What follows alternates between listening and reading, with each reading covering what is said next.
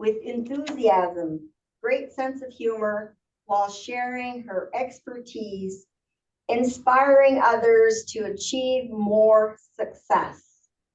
She has been a Toastmaster for 12 years. She has an all-embracing experience of 15 years in senior retail management, but this didn't halt her entrepreneur passion by operating 3 care home businesses. Ooh. Traveling real estate speaker, trainer to build dreams with people. She is a 2-time winner of the IEL Award, Inspiring Educational Lead. That's what IEL is. In real estate training. Darlene's expertise topic, mindset, system communication and communication, add author to success, real estate, realtor with realty.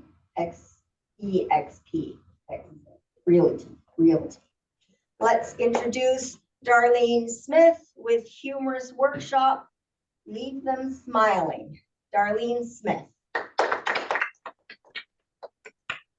Wow, thank you very much. And hey, that sounded like quite a presenter. And then when you said my name, I thought, oh, okay, we're both here. So get ready. I'm gonna cram in as much as I can in this little short period of time. So you're gonna have to listen up. Pay attention to the chat. I will be asking for your participation in there. If you're on Zoom, please make sure you have the speaker so that you have the big view. That way you'll be able to see a bit more. We are off, and thank you, first of all, Woodland or the Force, whatever the name of your group is, for having me here tonight. Beautiful day. So quickly, who am I? I'm not going to say, because you've done a great introduction. Real estate. I do some AI coaching. Also, one of the things that Brooke mentioned, I'm creator of Sharing is Caring videos. So I'll show you what that's about. If you want to find out more about me, just remember my name, DarleneSmith.com, or Realtor. So that's all you have to do. And someday, if you're bored and have nothing else to do, you can check out my Sharing is Caring. During COVID, I created some videos. I think there's about 300. Very entertaining. Also to show off my Mickey Mouse collection. So you're more than welcome to check them out. And yes, this is just a Mickey thing. I kind of like Mickey a bit. I have a whole room in my home with my Mickey Mouse collection.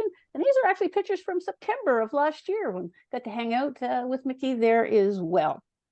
So I'm not going to go any more to me. Oh, sorry, that slid in there. EXP Realtor. Hey, Moncton, if you're looking to move down here, this is the place to be.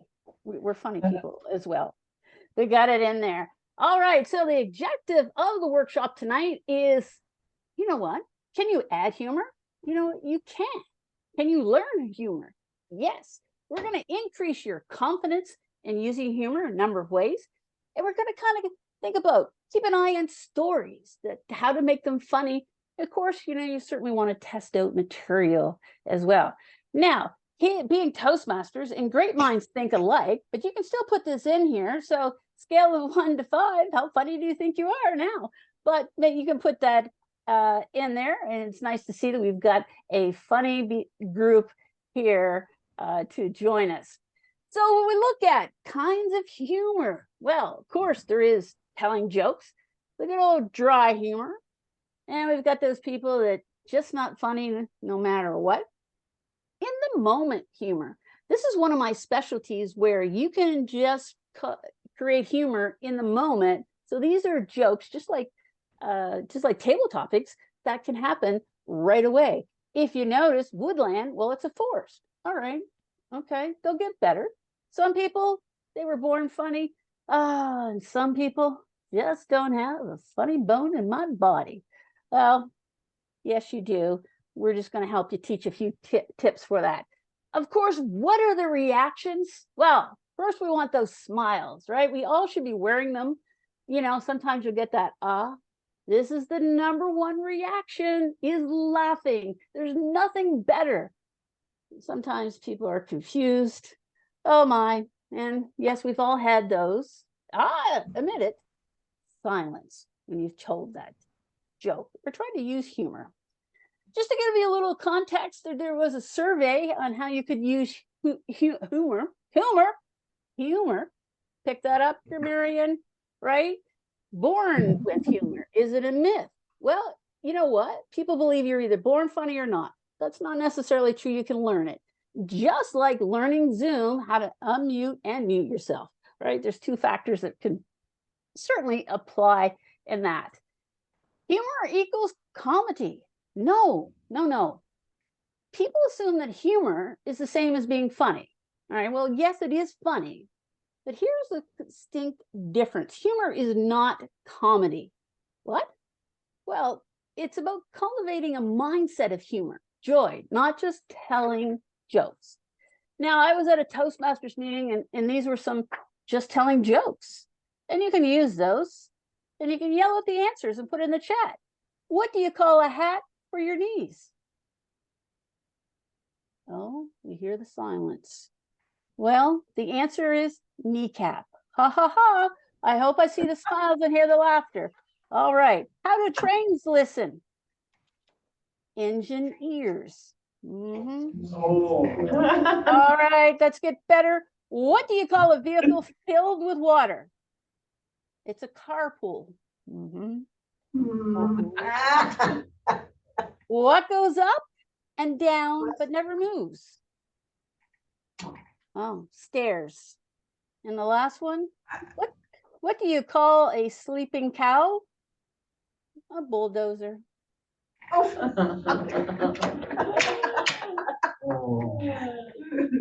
right, so that was the joke part of it. Let's move on. Right? So that's just telling jokes. That's not adding actually humor to speech, and you definitely know the difference. Serious business. Now, it's false belief that humor is in opposition to seriousness. Not necessarily. Light and humor helps strengthen work and serious. Now, if I was there, I'd say, how many show of hands, how many of you have been to the exciting AGMs? Probably the best part you enjoy is what? Oh, those financial, that financial information. Blah, blah, blah, blah, blah. Well, my claim to fame is I make financial reports at AGMs entertaining and fun.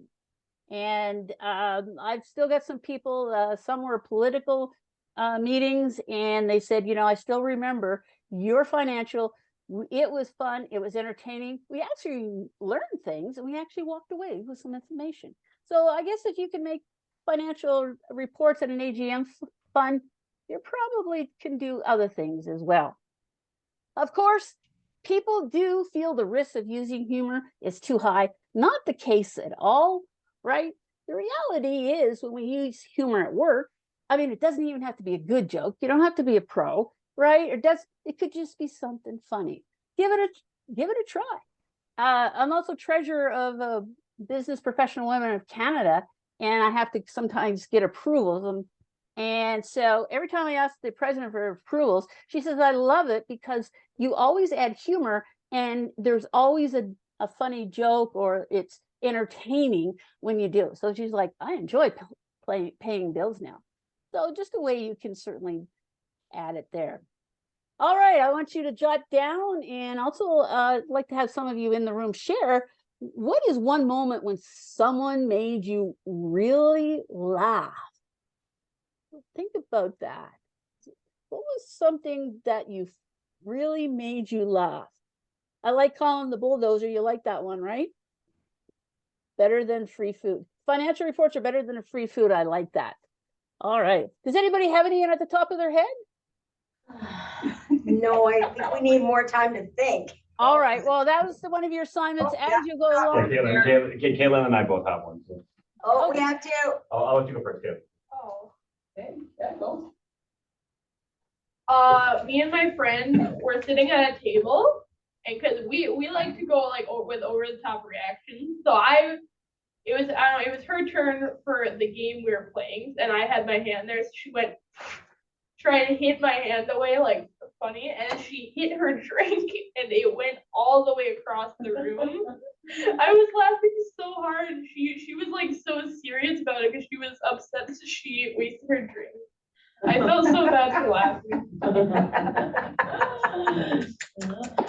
Oh my God. Thank you for sharing. And that's just gonna get you in the mood thinking. And also I love Lisa. Ellen DeGeneres books are hilarious. Laughed until I cried. Yes. So those are some great examples. And sometimes, if you're just having one of those days, think of something that really made you laugh. We're gonna talk in just a couple minutes about understanding the roles of humor in a speech. Why even bother? Well, first of all, yes, this is correct. There are what? Two different spellings for humor, depending on where you are. Now, of course, it depends on the taste and the sensibility. What I think is funny, you guys may think, oh, Darlene, you missed that altogether. All right, that happens.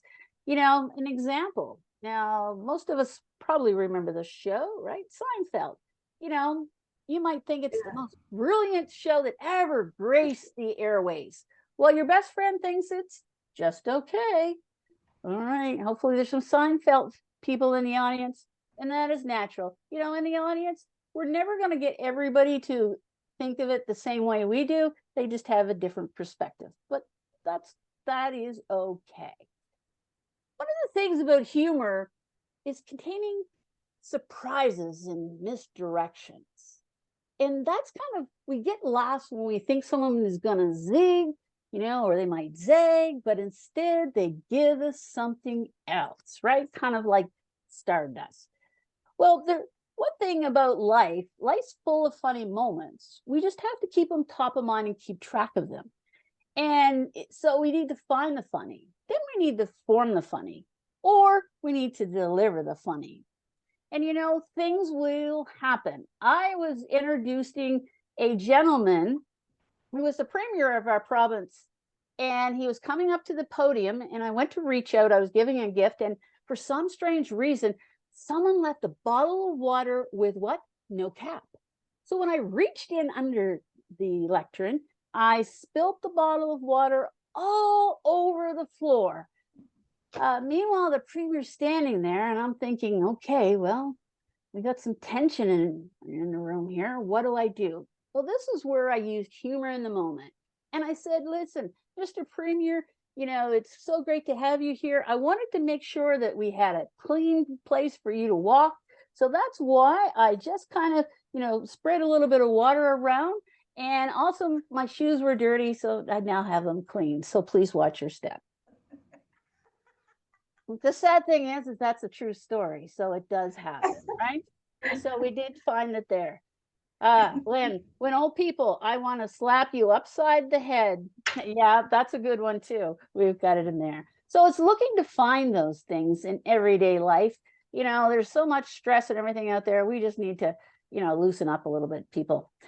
One thing is the benefit of having laughing is our brains release a cocktail of hormones, and they kind of make us feel happier and more trusting and less stress and even slightly excited. That is what can happen. Now, one of the things, of course, by adding humor at work or in your profession interaction, you can actually give that powerful hormone cocktail to your colleagues. And some of them, boy, they need a lot. You know who I'm talking about, right? Like Lisa, no soup for you. No, yeah, okay, I get it, right? Yeah, soup with rails on it as well. So that is one of the benefits, right? We don't realize when we look at the body and how that actually works. So it's a good thing to add some humor as we move along. One of the things we look at, of course, smiling and laughter, that's the best things we can do. And we don't do enough of it. And that's why humor are funny. I was so excited when when you're doing the introductions and how many people thought that they were already funny. I think that's excellent. So hopefully what will happen as we go through, you'll pick up a couple tips. You might get some reminders, think, I never looked at it that way. Well, why do we need to do it? Well, first of all, we want to captivate and engaging the audience. Now, if I was there in person, I would have you clapping your hands. I would have, giving high fives, raise your hand, repeat after me, share with a group. These are all things that help add to engaging the audience. And of course, we want to make an emotional connection. And what better way to make people laugh? Think about it. We're strangers, but we've already connected because we've already enjoyed some laughters. Make your message memorable, right? That's the thing. We want to get that impact. And of course, we talked a little bit about the tension in the room. We want to keep their interest and, keep them hooked and grabbed. Now, in my introduction, there was something I mentioned that made me stand out from other speakers. What was it? Either put it in the chat or yell it out in the room. What was a different thing than in my introduction?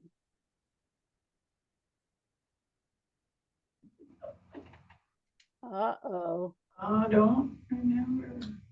There was a whole slide of it. What was the mentions? Can you repeat that? There was a whole Okay. slide. No, something that you would remember me because of what I like. I did a whole slide of the pictures. Mickey Mouse. There you Oh. go. Congratulations. Yes, there. Right? That was to make me stand out because you're remembering, why did she have this we're talking about humor, and she's got a whole slide up there, pictures with her and Mickey Mouse. That now the next time when you see Mickey Mouse or think of it, you will think of me. And one of those little things make you stand out. So hopefully it worked. If it did, just put yes in the chat. If you can see it in there. So these are all things that kind of, because we're all Toastmasters, what happens? Well, of course, when we add well-placed jokes or funny anecdotes, your speech becomes memorable, right? And we want to also recall things. Now, I just did that. I made you recall something in my speech right off. The fact that I love Mickey Mouse and have a whole room of my collections. And we do that a lot. And that's one thing of using in the moment situations. When you looked at it in the beginning, right, everybody introducing themselves, right? We all recall some were funny, everybody pretty well said that they were funny. Some people think that when they're funny, they're serious. And when they're serious, they're funny. So that was the quiz master that did that. That's an example of a recall and another one in the moments. What are some of the techniques in explaining humor? Well, we want to make the jokes sure that they're appropriate to the situation and they're actually funny. So now if I was talking to a group of nurses, then I would tie in some jokes that had to do with nurses, right? Their favorite tool is probably a bedpan, something like that. Also want to make it relevant. I hope there's no nurses here if they were, right? I'm sure the nurses would have. So that's where you can certainly add, to relate it to the topic of your speech. As you notice, going through, giving you some real life examples of how you can add and how it's funny. Now, of course, we want to make sure that the jokes are not offensive and inappropriate. That's what we do. Use them sparingly in a speech, right? To help break up situations. Not like my jokes where I did 5 right off the bat. One of the things, of course, is practicing your delivery so you can deliver the joke effectively. I know somebody mentioned that they remember the jokes, they just get the order mixed up that they say the jokes. Okay, that happened. Hey, happens to the best of us. And, be yourself. Let yourself shine in the personalities. You can certainly see that as everybody introduced themselves as we went along. One of the things is that there is different types of humor, and so that you can see how you can use it. Observation humor, making witty remarks or funny observations about everyday situations or common experiences, right? So I gave you a few of those. Make it relevant with the audience because they can relate to you, and also that you're picking up and observing things. So that's important to do that. One of the other things we can do, of course, is playing with words, using those puns, twist in the language, right? Being Toastmasters, that's always a cool thing. and adding playful elements to your speech that can create a little bit of laughter. Now, one of the things we talk about with stories is that, can you borrow a story from somebody else? You know what? Sure you can. You certainly can. And I know somebody had mentioned about storytelling. Well, let me borrow one. And the only reason is because my grandmother is no longer living, so this couldn't be me. So a granddaughter was talking and said, "Grandma, what do you think WTF means?" And she said on the phone, "Oh, well, someone at Bridge tells me it means, wow, that's funny." I was like, that's exactly what it means. I wasn't going to explain that to my grandmother. No, but over time, I came to realize I think the world would be a happier place if more people thought that WTF has, like my grandmother, wow, that's fun. So that's a story. No, I know that would never happen to any of the grandmothers that we have in the room. Well, I like this one. Yeah, where's the food? Good. That's being in the moment and being funny. And so just a good example of how you can do that. And we've done that by borrowing different stories. It's getting the punchline. That's where using, when I was saying about what the WTF was, right? That got your attention as we're going through. Of course, we could also do, oh yes, is it good to laugh at ourselves? Well, you know what? It is, right? Just those lighthearted jokes about ourselves. Even during your introductions, people added a little bit in there. But it also shows humility. You can relate to the audience. Kind of helps, being relaxed and funny. And however, be mindful of the balance to avoid credibility. When I was young, I had trouble with spelling, and I never forgot the day I stood up and said, "How do you spell TV?"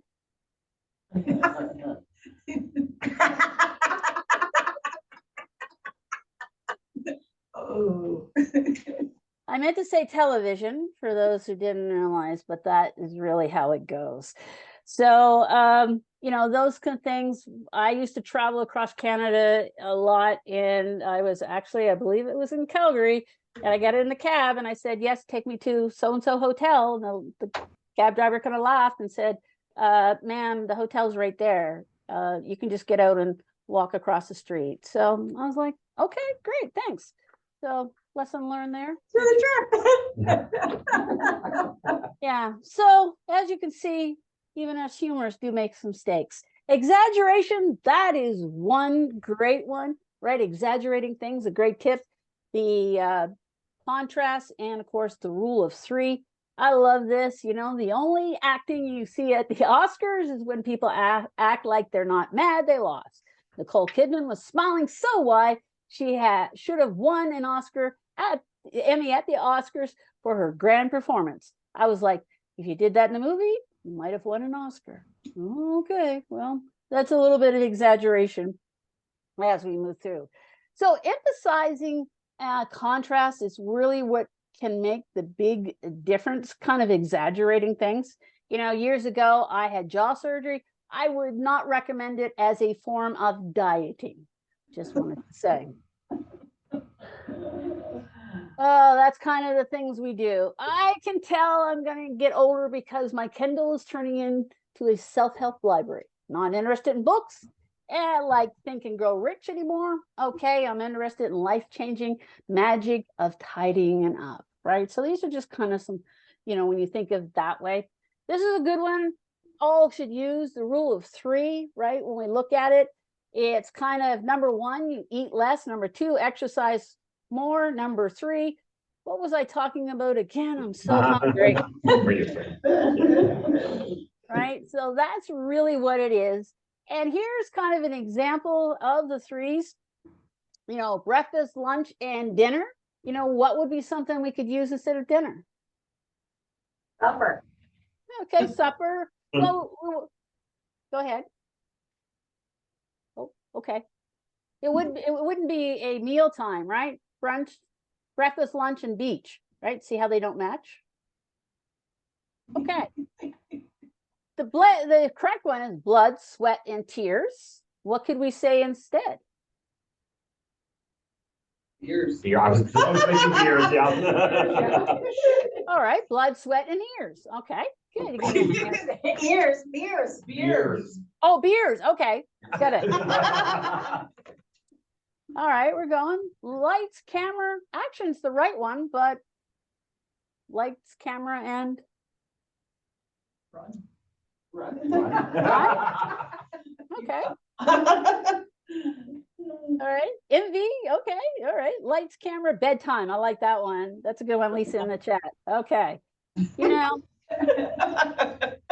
here's a good one. You know, I was nervous about the trip, so I took blank, blank, and blank. What are 3 things that you could take?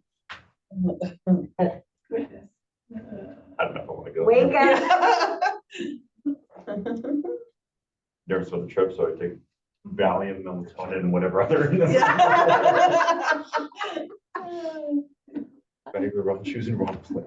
Yeah. Ambien's off and Valium. There we go. Thank you, Yeah. Janine. That's where my mind was going, Janine. Yeah, I like when, yeah, Lisa, Ativan and alcohol. You've got one more to leave to it, right? So you're good. All right. So I know if I had more time, we could certainly do more of these, but this is one of those, you know, the 3, you got 2 serious things. And then of course, what do? Is you certainly add a twist, right? Something that doesn't fit because you're not expecting it. And that's where you get the funnies, and you guys are. This one here, you know, this would be just some of the things, you know, observations about yourself, things that you could, this just some homework you can do, you know, create 5 jokes by applying comedy techniques that we've looked at here, and, you know, write them down and share them with somebody else. So I know you don't have time to do that now, but that would certainly be something to kind of look at. Of course, using personal stories, relatable experiences, right? It's looking at our own life experiences, those moments, right? Humorous twists or elements. And, you know, there's funny mishaps, embarrassing situations, right? There's all kinds of things. And if we're not trained in our thinking to look for funny things, right? Now you got to make it top of the mind. And of course, it makes it more relatable to the audience and stuff. You know, and as we've gone through, I've certainly given you a few funny moments that have happened in my life. And unfortunately, you know, all of them are true. Probably the latest one in a tense situation is that I was working in an MLA office, and a gentleman came in when homeless, and he kind of sat down on the floor, and I was chatting him, keeping him calm. You know, he knew that he was not all there. And all of a sudden, he just reached in his backpack and pulled out a 2-foot machete. So then the thing got a little more serious, and I was like, you know, thinking of humor in the moment, I was like, you know, I'm sorry that this is not a jungle. How I ever thought of that at that moment, afterwards, I was like, oh, okay. Unfortunately, again, this is a real life situation, but it was using, maybe in his mind, the office was a jungle. I'm sure with his machete, he certainly could have made it into one. So we see that everywhere. Somebody mentioned about story structures and stories. It is important to have a clear structure, engaging, setting things up, build up the funnies, the punchlines. I know somebody had mentioned that they were in some humor contests. I've done a few of those too. It's great practice. Toastmasters is a great place to practice. Very safe there. And what is a memorable takeaway or a lesson that you can learn, right? That's really what we want people to walk away with. And when we look at it, of course, using descriptive images, when we use that words, right? So people can picture it, that's important. They can sitting at the dining room table, with no drinks, no food, no nothing. And it's just adding to it. So it's picturing. And you hear a lot of times people will say, imagine this, imagine that. So it's important. Of course, practice the pause. One thing that this is so important. Sometimes, when we're doing great speeches and people laugh, but we don't give them time to laugh or time to enjoy the humor or the joke or the funny, right? So sometimes emphasize that punchline, try different deliveries, right? Different ways, vocal variety. Also, of course, using facial expressions, body movements. Those are all important that can add to it. And of course, timing, deliberate is the most important. Don't forget incorporating in a story, test it with some of your friends, family, fellow Toastmasters, give it a whirl, ask for feedback, look at it. Did it make sense? Was it relatable? Was it engaging, right? Was it just generally funny? So that gives you a chance to kind of certainly polish it.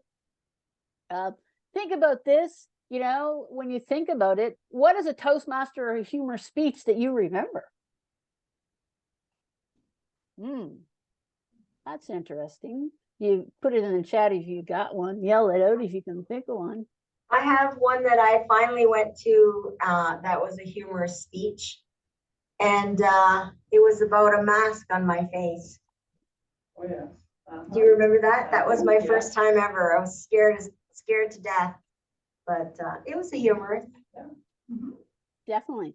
Linda's worst client as a hairdresser. Yes. Okay. I was able to get.